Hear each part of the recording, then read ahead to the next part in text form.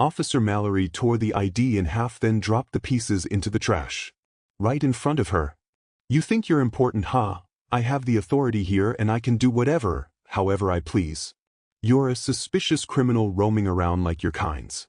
The woman stood frozen at the counter, hands empty, eyes forward as she watched her belonging tore like it meant nothing. While the officer brushed his palms together.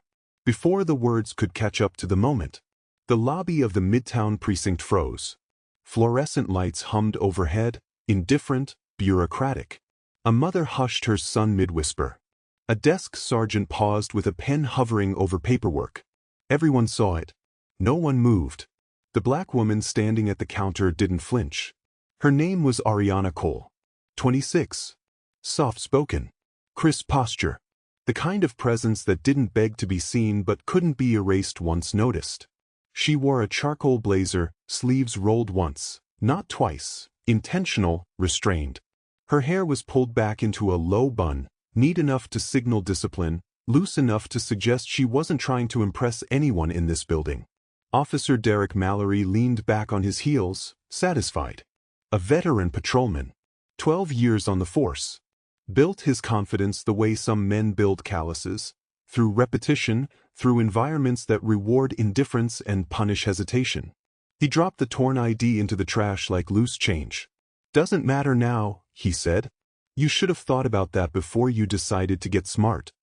Ariana's eyes moved, not to the officer, not to the ID, but to the small security camera perched in the corner of the ceiling. Red light blinking. Recording. Always watching. She inhaled once. Measured. Controlled. "I wasn't being smart," she said evenly. "I was asking why I was stopped." Mallory scoffed. A sound polished by habit. "You fit a description." "Which description?" "That's not how this works," he snapped. "You answer questions.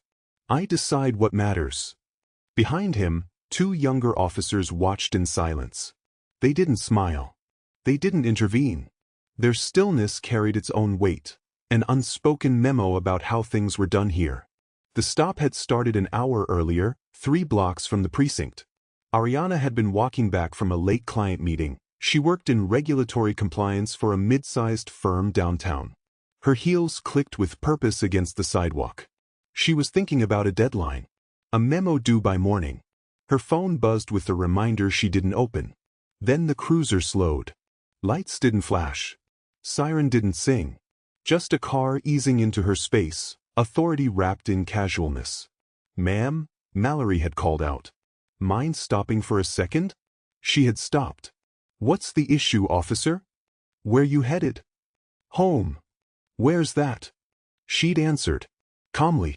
Precisely. He'd asked for ID. She'd handed it over.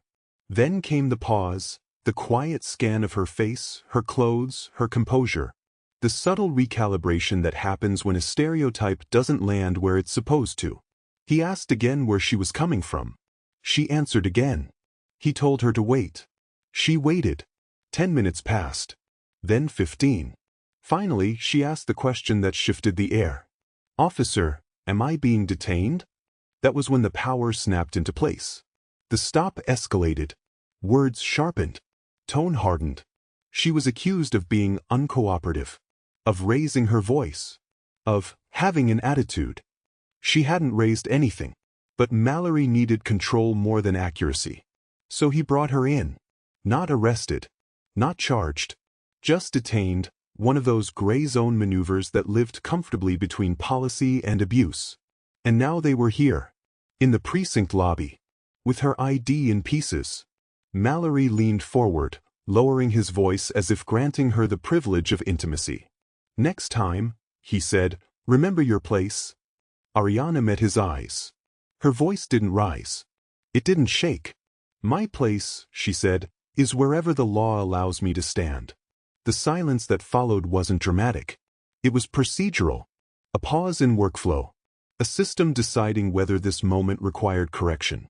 It didn't. Mallory straightened, already done with her. "You can go," he said. "And don't come back without proper identification." She looked down at the torn card. Then back up. "I'll wait," she said. "For what?" "For my father." Mallory laughed, short, dismissive. Call whoever you want. She didn't call. She sat on a plastic chair bolted to the floor, hands folded in her lap, spine straight, eyes forward. She waited like someone who understood timelines, like someone who knew how power really moved. 32 minutes later, the front doors of the precinct opened again. This time, the room noticed. The man who walked in didn't rush. He didn't scan the room. He didn't announce himself. He moved with the quiet efficiency of someone accustomed to buildings making space for him. Mid-50s. Silver threading through close-cropped hair. Navy suit, tailored but unflashy. No badge on his belt.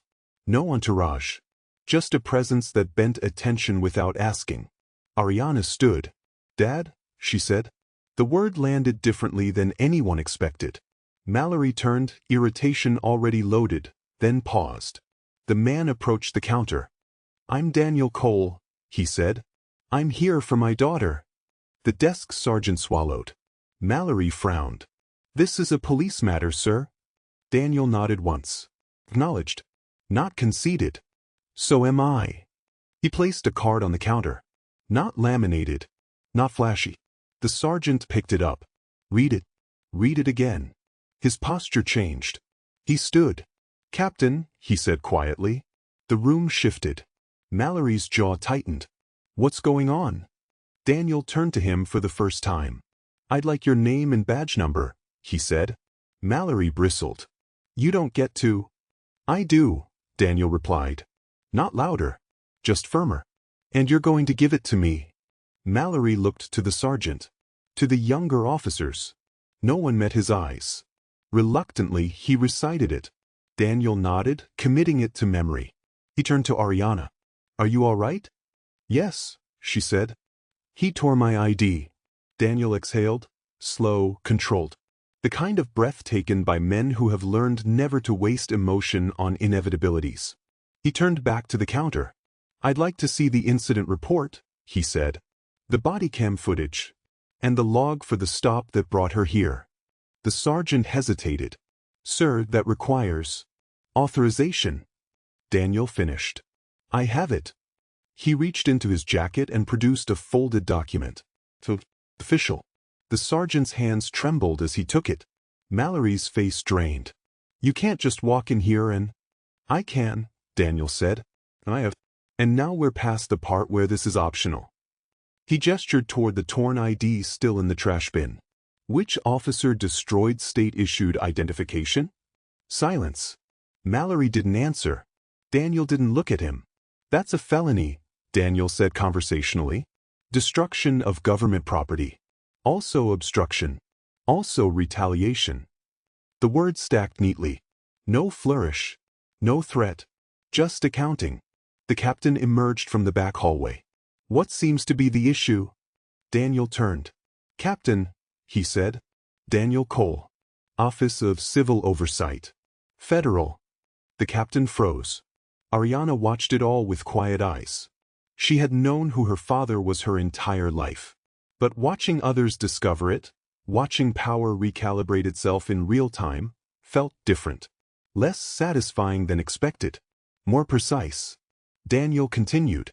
"My daughter was stopped without cause. Detained without charge. Her identification was destroyed by an officer acting outside protocol." The captain glanced at Mallory. "Is that accurate?" Mallory opened his mouth.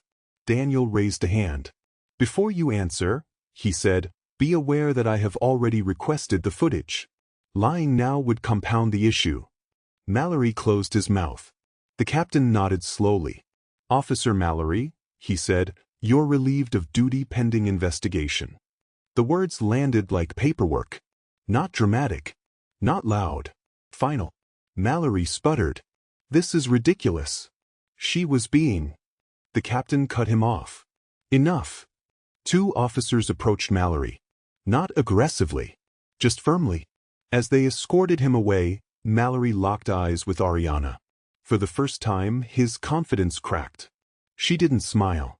She didn't gloat. She simply looked back. Daniel turned to her. "Let's go," he said. They walked toward the door together. At the threshold, Daniel paused and looked back at the room. This will proceed by the book, he said. Quietly, thoroughly, and publicly if necessary. Then they left. The investigation took 6 weeks. No press conference. No viral clips. No shouted accusations. Just process. Footage reviewed. Reports cross-checked. Patterns identified. Mallory wasn't a rogue. He was a habit. Internal Affairs found 3 prior complaints. All dismissed. All labeled inconclusive. All involving people who looked like Ariana. This time, the math changed. Mallory was charged. Not just disciplined. The precinct revised its stop protocols. Quietly. Mandatorily. 2 supervisors were reassigned. No speeches were made. Ariana received a new ID in the mail. Along with a letter. Apology printed in formal language. Responsibility acknowledged without sentiment. She read it once. Filed it away. Life moved forward. One evening, weeks later, she sat with her father on the porch of her apartment. City lights flickering in the distance. "You knew," she said. Daniel nodded. "I did." "You let it happen." He considered that. "I let the system reveal itself," he said. "That's the only way it ever learns." She was quiet for a moment. "Thank you," she said. He smiled.